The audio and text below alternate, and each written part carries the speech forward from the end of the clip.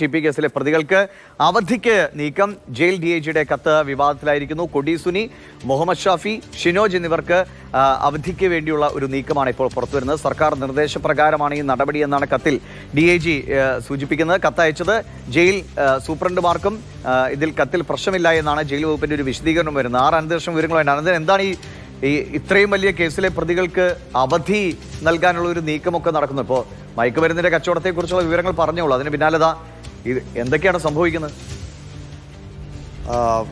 ദിവിഷ്, TP കേസിലെ പ്രതികൾക്ക് എല്ലാ കാലവും കരുതൽ ജയിലിൽ കിട്ടാറുണ്ട്. ഇപ്പോൾ ഈ മാസം 25-ാം തീയതി അയച്ച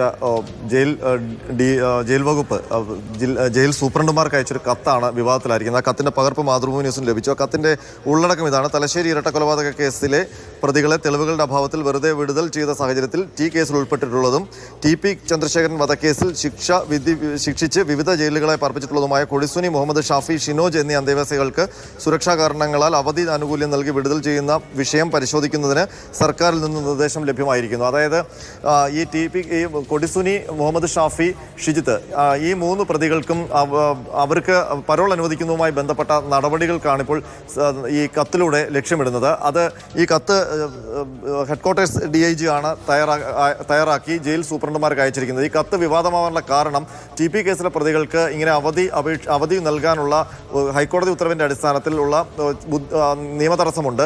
മറ്റൊന്ന്, സാധാരണഗതിയിൽ ഒരു പ്രതികളുടെ അവധിക്ക് നടപടികൾ എടുക്കണമെങ്കിൽ അത് ഒന്നുകിൽ ജയിൽ സൂപ്രണ്ടുമാരുടെ നിർദ്ദേശപ്രകാരമായിരിക്കണം, അതല്ലെങ്കിൽ ഈ പ്രതികളുടെ തന്നെ അല്ലെങ്കിൽ തടവുകാരുടെ തന്നെ അപേക്ഷയുടെ അടിസ്ഥാനത്തിലായിരിക്കണം. ഇത് രണ്ടുമല്ല. ഇത് വന്നിരിക്കുന്നത് മുകൾ തട്ടിൽ നിന്നാണ്. ഇത് അപൂർവമായൊരു നടപടിയാണ്.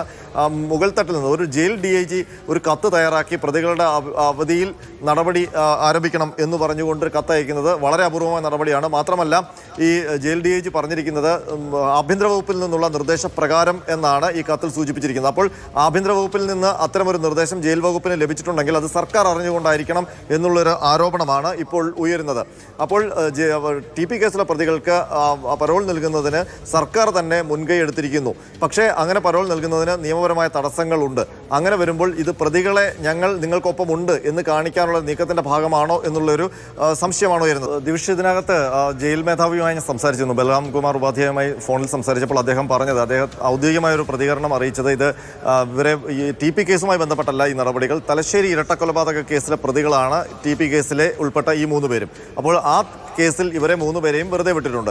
അതിൻ്റെ അടിസ്ഥാനത്തിൽ ഈ തലശ്ശേരി ഇരട്ടക്കൊലപാതക കേസിലെ പ്രതികളെല്ലാം പുറത്തുവിടാൻ പോവുകയാണ്. അപ്പോൾ അതിൻ്റെ ഭാഗമായിട്ട് ഇവർക്ക് കൂടി അവധി നൽകുമ്പോൾ, ഇവരെ പരോൾ നൽകുമ്പോൾ ആ കേസിലെ പ്രതികൾക്കെല്ലാം ഭീഷണി ഉണ്ട് എന്നുള്ള ഇൻ്റലിജൻസ് റിപ്പോർട്ടുകൾ അടക്കമുണ്ട്. അപ്പോൾ അതുമായി ബന്ധപ്പെട്ട് അല്ലെങ്കിൽ ആ തലശ്ശേരി ഇരട്ടക്കൊലപാതക കേസിൽ വിധി വന്ന പശ്ചാത്തലത്തിൽ ഈ ആ കേസിൽ ഉൾപ്പെട്ട് ശിക്ഷാ ഇളവ് നേടിയ ഈ 3 പ്രതികൾ TP കേസിൽ ജയിലിൽ കഴിയുകയാണ്. അപ്പോൾ ഇവരെ പരോളിന് പുറത്തു വിട്ട് കഴിഞ്ഞാൽ ഇവർക്ക് എന്തെങ്കിലും പ്രശ്നങ്ങളുണ്ടോ, ബുദ്ധിമുട്ടുകൾ ഉണ്ടാകുമോ, അല്ലെങ്കിൽ അക്രമഭീഷണി ഉണ്ടോ എന്നുള്ള കാര്യം സംബന്ധിച്ചാണ് ജയിൽ സൂപ്രണ്ടുമാരോട് അന്വേഷിക്കാൻ നിർദ്ദേശിച്ചതെന്നാണ് ജയിൽ വകുപ്പിൻ്റെ വിശദീകരണം. പക്ഷേ അങ്ങനെ വരുമ്പോഴും ഈ പ്രതികളുള്ള ജയിലിലേക്ക് മാത്രമാണ് ഇങ്ങനൊരു കത്ത് അയക്കേണ്ടത്. പക്ഷേ ഇത് എല്ലാ ജയിലിലേക്കും അയച്ചിരിക്കുകയാണ്. മാത്രമല്ല, ഇങ്ങനൊരു നടപടി ആരംഭിക്കേണ്ടിയിരുന്നത് താഴെത്തട്ടിൽ നിന്നാണ്. ജയിൽ സൂപ്രണ്ടാണ് ഇങ്ങനെ ഇത് അയച്ചാൽ സുരക്ഷാ പ്രശ്നം ഉണ്ടോ എന്നുള്ള കാര്യം പരിശോധിക്കണം എന്നൊക്കെ പറഞ്ഞിട്ട്, ആഭ്യന്തര വകുപ്പിനോട് പരിശോധിക്കണം എന്നൊക്കെ പറഞ്ഞിട്ട് മുകളിലേക്ക് കത്തയക്കേണ്ടത്. അത് പോലീസിന് കൈമാറി പോലീസിൻ്റെ